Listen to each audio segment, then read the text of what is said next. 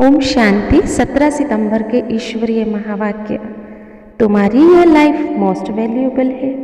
तुम्हें इस जन्म में कौड़ी से हीरे जैसा बनना है, इसलिए जितना हो सके बाबा को याद करो। दूसरी पॉइंट है, जब बाबा किसी को दुख नहीं देते हैं तो बच्चों को भी किसी को दुख नहीं देना चाहिए। इस बात में खबरदारी रखनी चाहिए। अगर किसी को दुख दिया तो दुख देने से तुम्हारा रजिस्टर भी खराब हो जाएगा और दूसरों को दुख देने से पहले स्वयं को ही दुख होता है, इसलिए किसी को भी दुख नहीं देना।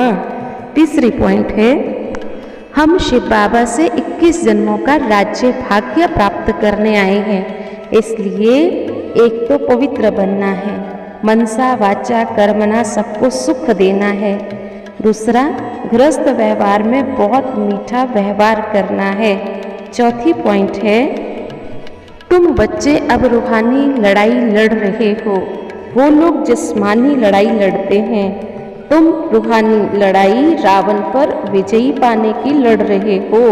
तो बाबा तुम्हें समझाते हैं, देखो जब तुम बाबा से समझते हो तो कितना अच्छा कहते हो, बाहर निकलते हो भूल जाते हो, मुरझा जाते हो।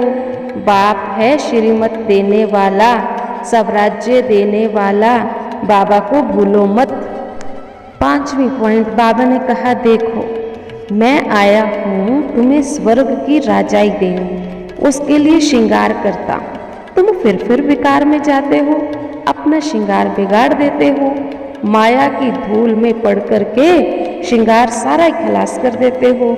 बच्चे खुद भी समझते हैं बाबा हमको श्रृंगारते अच्छा है, फिर माया के लथेड़े में आ जाते, अपने को खराब कर लेते हैं। देखो धोबी लोग क्या करते, कपड़े की गठरी गधे पर रखते हैं। गधा क्या करता है, मिट्टी देखता है तो मिट्टी में लथेड़ी लगाने लगता है।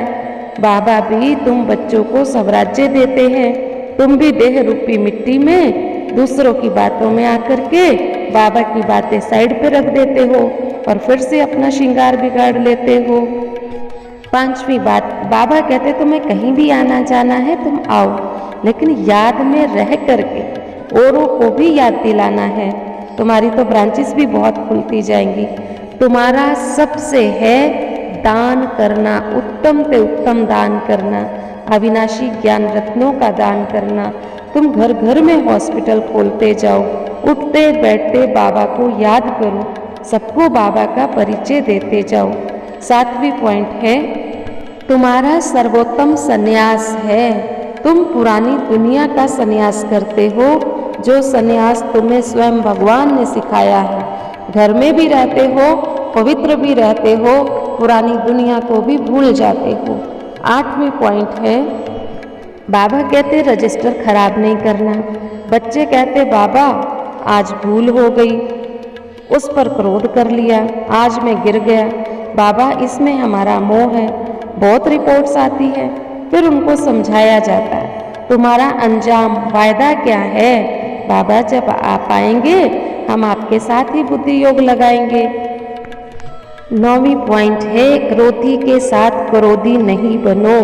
तुम्हें मुस्कुराना है। क्रोध में मनुष्य गाली देते हैं, समझते हैं इसमें क्रोध का भूत आया है, ज्ञान से समझाना होता है।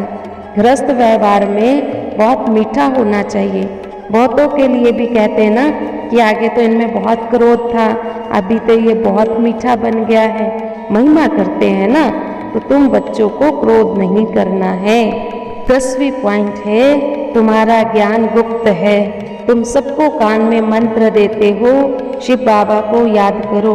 आगे आगे चलकर तो इतना कहने से ही उनकी बुद्धि में ठका हो जाएगा और झट पुरुषार्थ करने लग जाएंगे। बच्चों को तो बहुत पुरुषार्थ करना है। बाबा कहते देखो यहाँ पवित्र बनते हो तो तुम्हें खुशियाँ ही खुशियाँ होती हैं। तुम्हारी लड़ाई माया के साथ बिल्कुल अलग है। तुम जितना जितना रावण पर जीत पाते जाएंगे, याद से शक्ति मिलती जाएगी। बच्चों को टाइम वेस्ट नहीं करना है। बाबा कहते बच्चे सर्विस करते करते थक मत जाना। फोटो में कोई निकलता है, फिर माया का थप्पड़ लगने से फेल हो जाते हैं। माया सर्वशक्तिवान है, तो बाबा भी सर्वशक्तिवान है।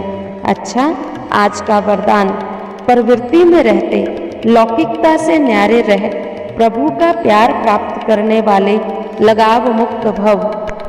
प्रवृत्ति में रहते लक्ष्य रखो कि सेवा स्थान पर सेवा के लिए जहाँ भी रहते वहाँ का वातावरण सेवा स्थान जैसा हो। प्रवृत्ति का अर्थ है परवृत्ति में रहने वाले, अर्थात मेरापन नहीं, बाप का है तो परवृत्ति है। कोई भी आए अनुभव करे ये न्यारे और प्रभु के प्यारे हैं, किसी में भी लगाव ना हो।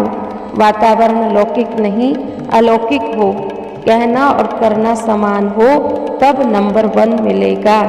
स्लोगन, सदा खजानों से संपन्न और संतुष्ट रहो तो परिस्थितियाँ आएंगी और बदल जाएंगी।